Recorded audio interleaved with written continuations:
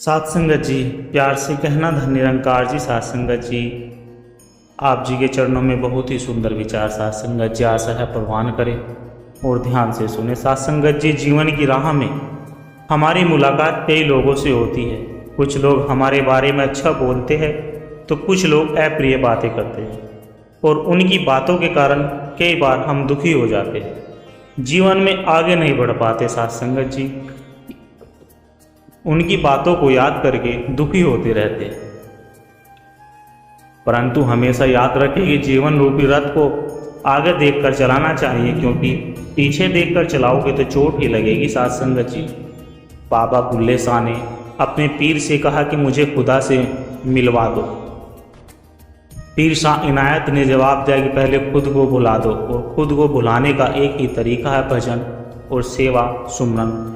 गुरु प्यारी सात संगत जी, बड़े प्यार से कहना धन निरंकार जी आशा करते हैं कि आप सभी संत महापुरुष सतगुरु जी की कृपा से जहाँ भी होगे सेवा सुमरन और सत्संग करते हुए स्वस्थ होगे, अच्छे होगे, गुरु चरणों से जुड़कर खुश होगे, स्वस्थ होगे। सात संगत जी, आज की साथी का विषय है गुरु की कृपा। सात संगत जी, आप सभी महापुरुषों के चरणों में विनती है कि साथी को अंत तक जरूर सुनिए। सात संगत जी, हरि नाम का आदमी शहर की एक छोटी सी गली में रहता था। वह मेडिकल दुकान का मालिक था। सारी दवाइयों की उसे अच्छी जानकारी थी। 10 साल का अनुभव होने के कारण उसे अच्छी तरह से पता था कि कौन सी दवाई कहाँ रखी है। सात संगत जी, वह इस पेशे को बड़े ही शौक से और बहुत ही निष्ठा से करता था। दिन ब दिन उसके दुकान में सदैव भीड़ लगी रहती थी। वह ग्राहकों को वंचित दवाइयों की सावधानी और इत्मीनान होकर देता था, पर उसे अपने पिता का गुरु बाबा हरदेव सिंह जी महाराज पर कोई भरोसा नहीं था। वह एक नास्तिक था। बाबा सतगुरु जी के नाम से ही वह चिढ़ने लगता था। सात संगत जी, घर वाले उसे बहुत समझाते थे पर वह उनकी एक न सुनता था। खाली वक्त मिलने पर वह अपने दोस्तों के संग मिलकर घर या दुकान में ताश खेलने लगता था। सात संगत जी, एक दिन उसके दोस्त उसका हालचाल पूछने दुकान में आए और अचानक बहुत जोर से बारिश होने लगी। बारिश की वजह से दुकान में भी कोई नहीं था। बस फिर क्या, सब दोस्त मिलकर ताश खेलने लगे।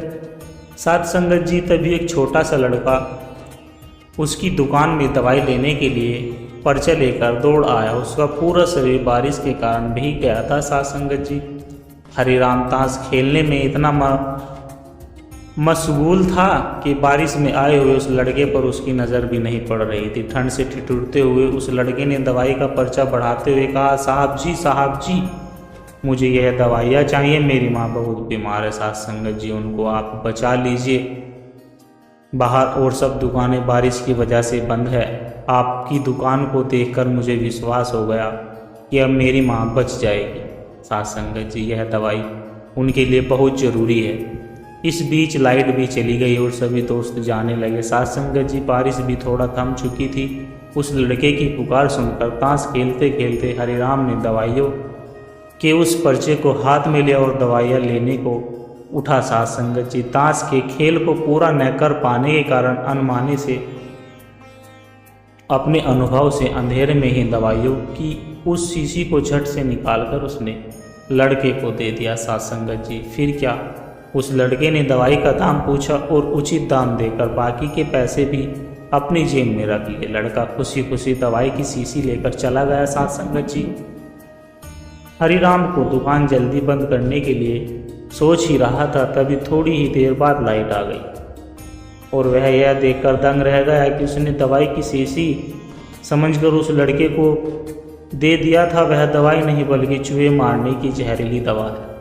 सात संगत जी, जिससे उसके किसी ग्राहक ने थोड़ी ही देर पहले लौटाया था और ताश खेलने की धुन में उसने अन्य दवाइयों के बीच यह सोचकर रख दिया था कि ताश की बाजी के बाद फिर उसे उसकी जगह पर वापस रख दूंगा।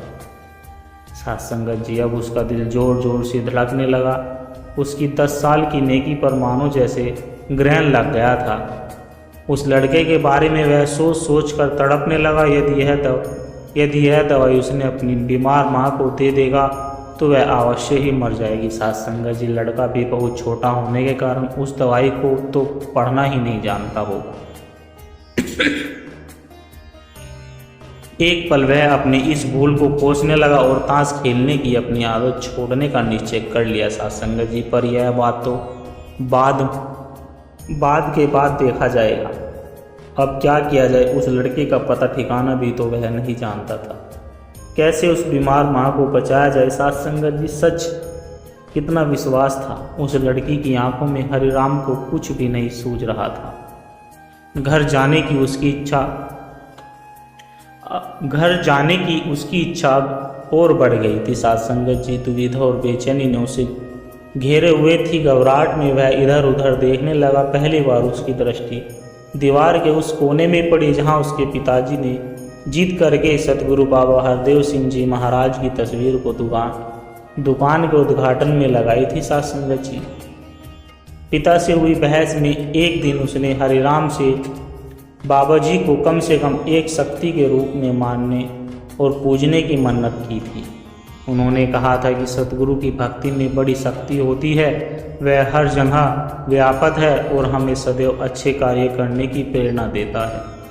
साथ संगत जी, हरिराम को यह सारी बात याद आने लगी। आज उसने इस अद्भुत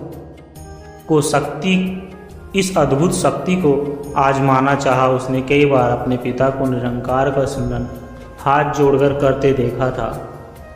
उसने भी आज पहली बार कमरे के एक कोने में रखी हुई उस धूल भरे सतगुरु बाबा जी की तस्वीर को देखा और आंखें बंद करके दोनों हाथों जोड़कर वहीं खड़ा होकर स्मरण करने लगा। साथ संगत जी, तभी छोटा लड़का फिर दुकान पर दौड़ता हुआ आया। और उसने क्या बात कही। साथ संगत जी, कहा कि क्या बात है बेटा, तुम्हें क्या चाहिए। लड़के की आंखों से पानी छलकने लगा। उसने रुकते रुकते कहा, बाबूजी, माँ को बचाने के लिए जो दवाई की शीशी लिए भागे जा रहा था, घर के करीब पहुंच गया था। बारिश की वजह से आंगन में पानी भरा तो और मैं फिसल गया। दवाई की शीशी गिरकर टूट गई। क्या आप मुझे वही वाली दवाई की दूसरी शीशी दे सकते हो। साथ संगत जी, बाबूजी, लड़के ने उदास होकर पूछा। तभी हरिराम जी बोले, हाँ, क्यों नहीं। हरिराम ने राहत की सांस लेते हुए कहा, ये लो दवाई। पर उस लड़के ने दवाई की शीशी लेते हुए कहा, मेरे पास तो पैसे नहीं हैं। साथ संगत जी, उस लड़के ने हिचकिचाते हुए बड़े भोलेपन से कहा कि हरिराम ने कहा उसे कि कोई बात नहीं, तुम ये दवाई ले जाओ और अपनी माँ को बचाओ। जल्दी करो, और हाँ, अब की बार जरा संभल कर जाना। लड़का बोला, अच्छा बाबूजी, और वह खुशी से चल पड़ा। साथ संगत जी, हरिराम जी सतगुरु बाबा जी को धन्यवाद देते हुए अपने हाथों से उस धूल भरी तस्वीर को कपड़े से पोंछने लगा और उस तस्वीर को अपने सीने से लगा लिया।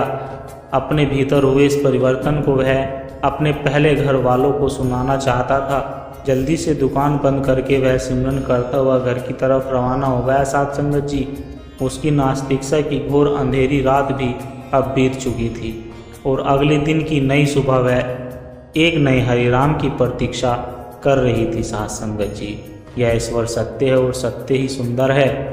जब भी आपका हिम्मत टूटे तो एक बात हमेशा ज़रूर याद रखना, चाहे कोई आपके साथ हो या ना हो। साथ संगत जी, पर यह परमात्मा आपके साथ और हमेशा साथ है और हमेशा ही रहेगा। तो साथ संगत जी, उम्मीद करते हैं कि आज की यह साखी आप सभी संतों को ज़रूर पसंद आई होगी। साथ संगत जी, अगर साखी पसंद आई है तो कमेंट बॉक्स में धन निरंकार जी लिखे और लाइक शेयर सब्सक्राइब करना ना भूले। साथ संगत जी, परमात्मा को पाना मुश्किल नहीं, बस मैं को मिटाना होता है। सत्संग केवल शब्द नहीं, आत्मा की सच्ची खुराक है।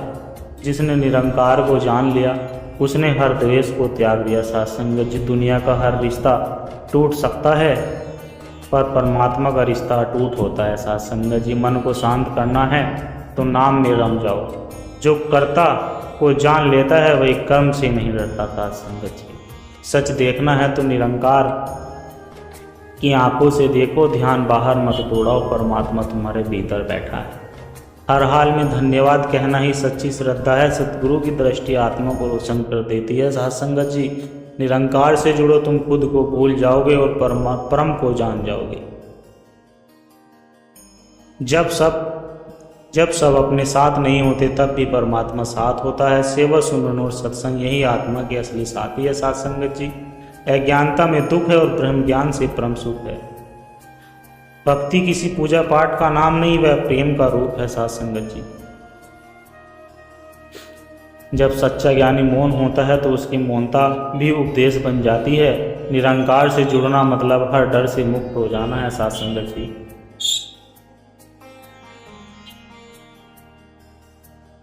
कृपा तब बरसती है जब हम समर्पण में भीग जाते हैं। मन का झुकना ही ईश्वर को पाना है। सतगुरु का आशीर्वाद सबसे बड़ा धन है। साथ संगत जी, लाइक कमेंट शेयर जरूर करें। दास के चैनल को सब्सक्राइब भी कर ले। साथ संगत जी, और दास को आशीर्वाद दे, हर रोज आप जी के चरणों में ऐसे ही सुंदर सुंदर विचार लेकर आता रहूं। साथ संगत जी, प्यार से कहना, धन निरंकार जी।